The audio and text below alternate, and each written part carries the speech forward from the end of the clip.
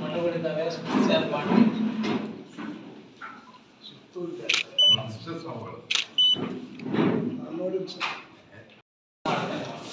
ಗಾಳಿ ಬಟ್ಟೆ ಎಲ್ಲ ಈ ಭಾಗದಲ್ಲಿ ಯಾರಾದ್ರೂ ಬಡವರು ಇದ್ರೆ ನಮ್ಮನ್ನು ಸಂಪರ್ಕ ಮಾಡಿದ್ರೆ ನಾವೆಲ್ಲ ವ್ಯವಸ್ಥೆ ಮಾಡ್ತೀವಿ. ಇರ್ತಕ್ಕಂಥ ಸುರೇಂದ್ರ ಬಾಬು ಅವರು ನಮಗೆ ಅತ್ಯಂತ ಪ್ರೀತಿ ಶಿಷ್ಯರು.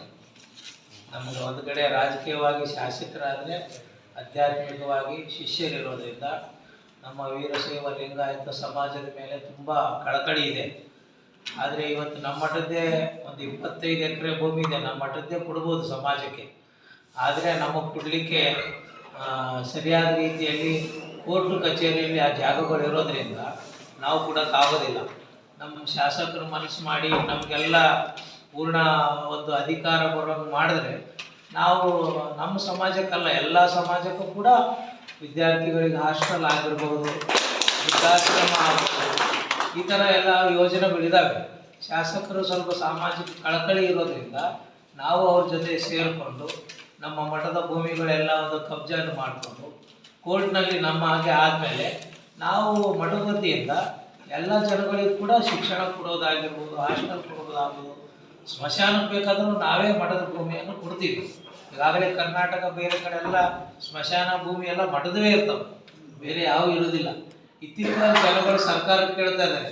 ಮೊದಲೆಲ್ಲ ಮಠ ಮಾನ್ಯಗಳೇ ಸ್ಮಶಾನ ಭೂಮಿ, ರುದ್ರಭೂಮಿ ಅಂತಿದ್ರು. ಇಲ್ಲಿ ಸ್ಮಶಾನ ಅಂತಾರೆ, ನಮ್ಮ ಕಡೆ ಎಲ್ಲ ರುದ್ರಭೂಮಿ ಅಂತೀವಿ. ಅದಕ್ಕೆ ಶಾಸಕರು ನಮ್ಮ ಜೊತೆಯಲ್ಲೆಲ್ಲ ಭಾಳಷ್ಟು ಪ್ರೀತಿ ಇರೋದ್ರಿಂದ, ನಮ್ಮ ಸಮಾಜದ ಮೇಲೆ ವಿಶೇಷ ಕಾಳಜಿ ಇರೋದ್ರಿಂದ ಅದಕ್ಕೆ ನಾವು ಅವ್ರ ಸಮಯ ಕೊಟ್ಟಿದ್ದಕ್ಕಾಗಿ ಬೆಳಗ್ಗೆ ನಾವೆಲ್ಲರೂ ಕೂಡ ಬಂದಿದ್ದೀವಿ.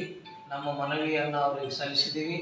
ಅವರು ಸಂಬಂಧಪಟ್ಟ ಅಧಿಕಾರಿಗಳನ್ನು ಕೂಡ ಕರೆಸಿ ಇದನ್ನು ಕೆಲಸ ಶೀಘ್ರ ಆಗಬೇಕು ಅಂತೇಳಿ ಸೂಚನೆ ಕೊಟ್ಟಿದ್ದಾರೆ. ಹೀಗಾಗಿ ಅವರಿಗೆ ವಿಶೇಷ ಧನ್ಯವಾದಗಳು. ಇಂಥ ಶಾಸಕರು ಇನ್ನೂ ರಾಜಕೀಯ ಜೀವನದಲ್ಲಿ ಇನ್ನೂ ಉನ್ನತ ಸ್ಥಾನಮಾನಗಳು ಇಂಥ ಪುಣ್ಯಾತ್ಮರಿಗೆ ಸಿಕ್ಕರೆ ಎಲ್ಲ ಸಮಾಜ ಜನಗಳಿಗೆ ನ್ಯಾಯ ಕೊಡಿಸುವಂಥ ಕೆಲಸ ಮಾಡ್ತಾರೆ. ಅವ್ರ ಜೊತೆಯಲ್ಲಿ ನಾವು ಯಾವಾಗಲೂ ಕೂಡ ಇರ್ತೀವಿ. ಸ್ವಾಮೀಜಿಯವರು ಅದೇ ಅಂತಂದರೆ ಎಲ್ಲ ಸಮಾಜದವರು ಅವ್ರ ಜೊತೆ ಇದ್ದಾಗೆ. ಅದಕ್ಕಾಗಿ ಅವರಂದರೆ ನಮಗೆ ತುಂಬ ಪ್ರೀತಿ. ಕಾರಣ ಏನಂದರೆ ಅವರು ಬಡವರ ಬಗ್ಗರ ಬಗ್ಗೆ ಭಾಳ ಕಳಕಳಿ ಇರ್ತಕ್ಕಂಥವ್ರು. ರಾಜಕಾರಣಿಗಳಂದ್ರೆ ಬಿಂಕ ಭಿನ್ನ ಸಿಗೋದು ಕಷ್ಟ. ಆದರೆ ನಮ್ಮ ಸುರೇಂದ್ರ ಬಾಬು ಅವರು ಯಾವಾಗಲೂ ಕೂಡ ಜನರ ಮಧ್ಯೆ ಇರ್ತಾರೆ, ಜನರಿಗಾಗಿ ಕೆಲಸ ಮಾಡ್ತಾ ಇದ್ದಾರೆ. ದೇವರು ಅವರಿಗೆ ಸ್ವಂತಕ್ಕೇನು ಕಡಿಮೆ ಮಾಡಿಲ್ಲ, ಎಲ್ಲ ಕೊಟ್ಟಿದ್ದಾನೆ.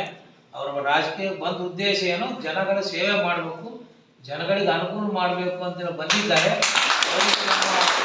ಎಲ್ಲ ಸಮಾಜದ ಪರವಾಗಿ ನಾನು ಅವ್ರಿಗೆ ಸಹಕಾರ ಕೊಡ್ತೀನಿ. ನಮ್ಮ ಒಂದು ಪುಟ್ಟ ಬೇಡಿಕೆ ಅವರು ಈಗಾಗಲೇ ಅಧಿಕಾರಿಗಳು ತಿಳಿಸಿದ್ದಾರೆ. ಅವರು ಇನ್ನೂ ದೇವರು ಅವರಿಗೆ ಹೆಚ್ಚು ಆರೋಗ್ಯ, ಆಯುಷ್ಯ, ಅಧಿಕಾರ ಎಲ್ಲವನ್ನು ಕೊಡಲಿ ಅಂತೇಳಿ దేవರಲ್ಲಿ ప్రార్థన ಮಾಡಿ. లింగాయతుడికి ఇన్ని సంవత్సరాలు అంటే ఈ గ్రామం అంతా నాకు తెలిసి లింగాయతులకు సంబంధించిన కొంతమందికి పరిమితంగా ఉండేదేమో.